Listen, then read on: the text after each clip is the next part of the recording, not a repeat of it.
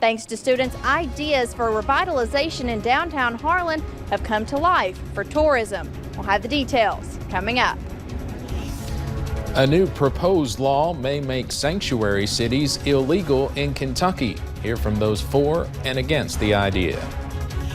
All eyes in the weather world on Tropical Storm Barry, and it may impact the weather here in eastern Kentucky. We'll talk about how now at 6. Dedicated to eastern and southern Kentucky, this is WYMT Mountain News at 6. Some say they want a damaged Perry County road fixed before more costly damage is done. One man showed us the damaged railroad crossing along Highway 15 near R.W. Combs Elementary School. WYMT's Katie Cook talked to him about how it damaged his wife's car. Driving along Highway 15 from Hazard toward Vico, you'll notice a bump in the road.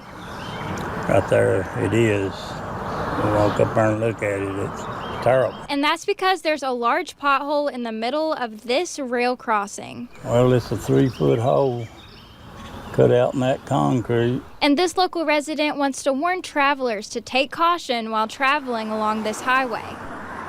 Somebody's going to end up hitting that and having a terrible wreck there. This man claims the loose metal rods you see here put a hole in his wife's tire. You hit that thing just right, it's going to bust your tire.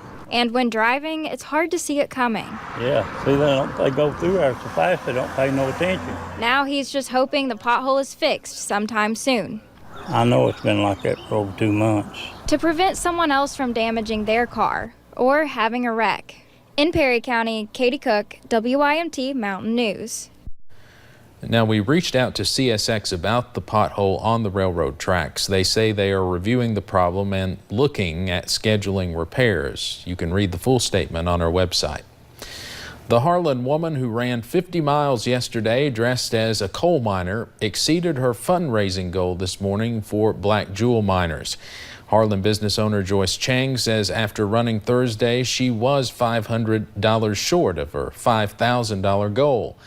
But Chang and other runners that joined her yesterday stood outside the old Harlan County Courthouse today and let people drive or walk up to them and donate.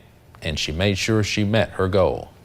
I can run and they coming to me. So, and I make my goal $500 so far already. And like I say, never say no to any more dollar coming in. Chang says the total was nearly $6,000 at last check.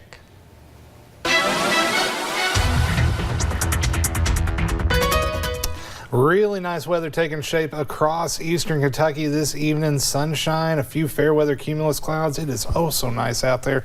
Check out the time lapse from I-75 down in London. Traffic's moving good and those clouds are moving right along. Those fair weather cumulus meaning things are going to be nice and dry this evening. So pinpoint Doppler, nothing to show in our neck of the woods. Temperatures.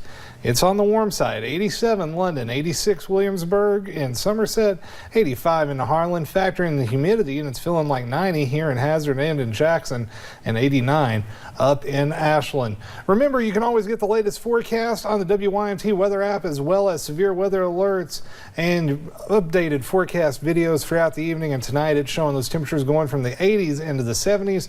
Watch out for a little dense fog to form early tomorrow morning. And all eyes in the weather world are on Barry, currently churning in the Gulf of Mexico just off the coast of Louisiana, and it will be impacting our weather. We'll talk more about how that's going to play out next week, Steve, here in a few minutes. All right, Shane, thank you. This weekend, ICE agents are expected to carry out raids targeting thousands of immigrants with deportation orders. It comes as Governor Matt Bevin announces he is supporting a bill that would ban sanctuary cities in Kentucky.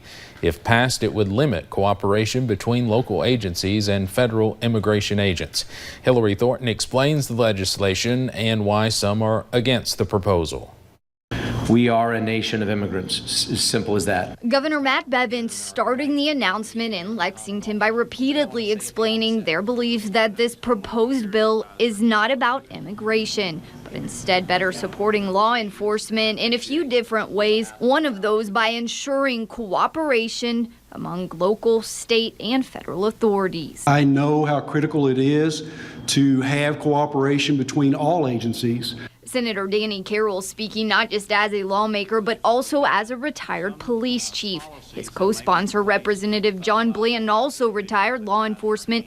The proposal would prohibit any city from implementing what is seen as a sanctuary policy.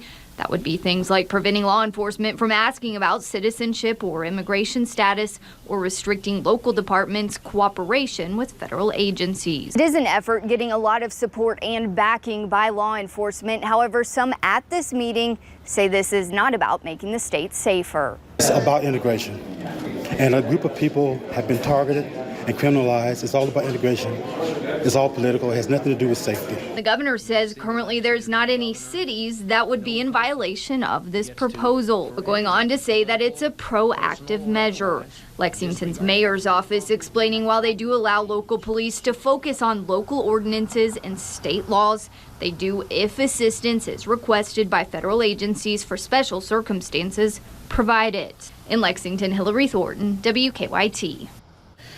Kentucky Congressman Hal Rogers released a statement on sanctuary cities today saying, quote, undermining federal immigration policies puts law enforcement officers and our communities at greater risk.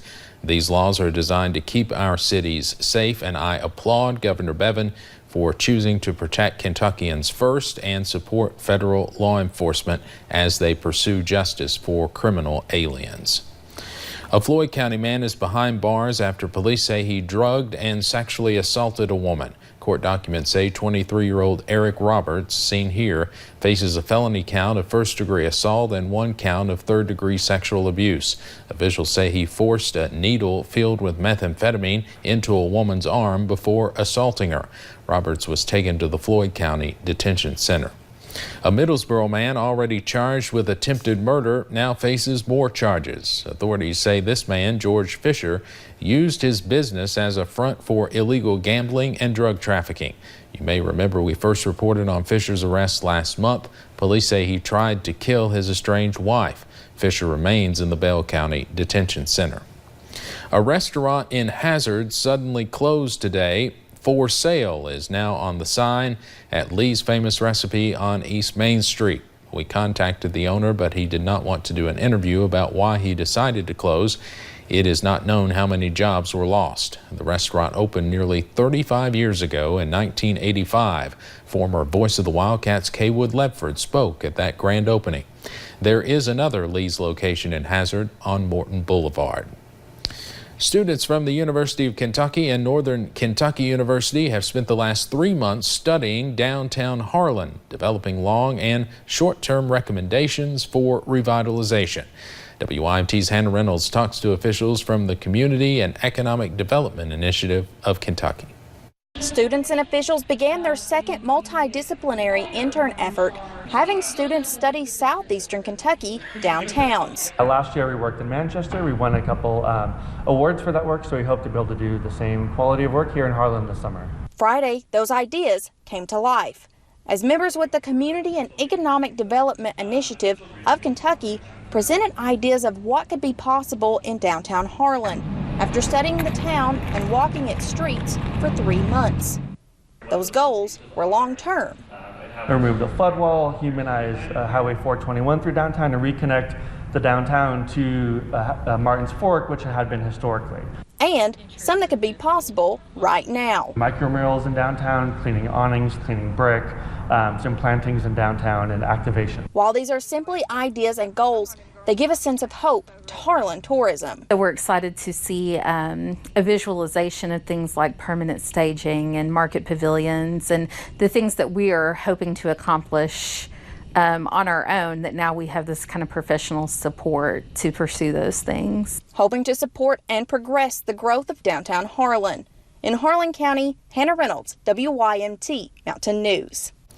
Tourism staff say they want to be clear that these are just examples of ideas and none of these projects are actually set in stone.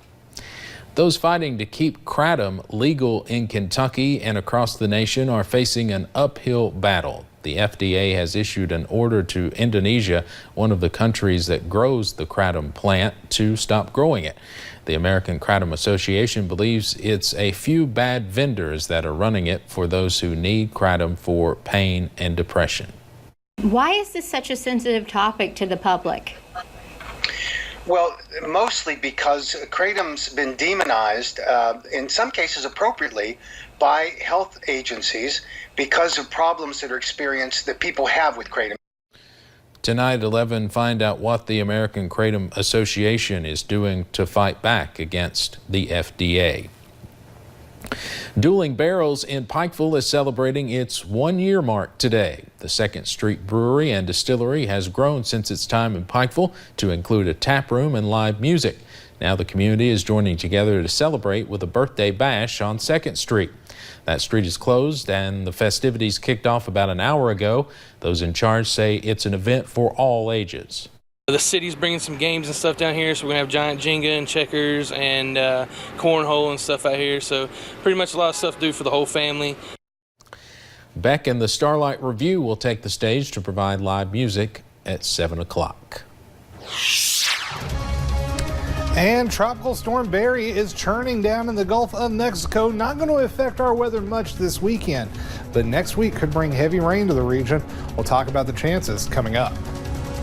And a Corbin woman releases her debut EP coming up. Here are the influences behind the lyrics.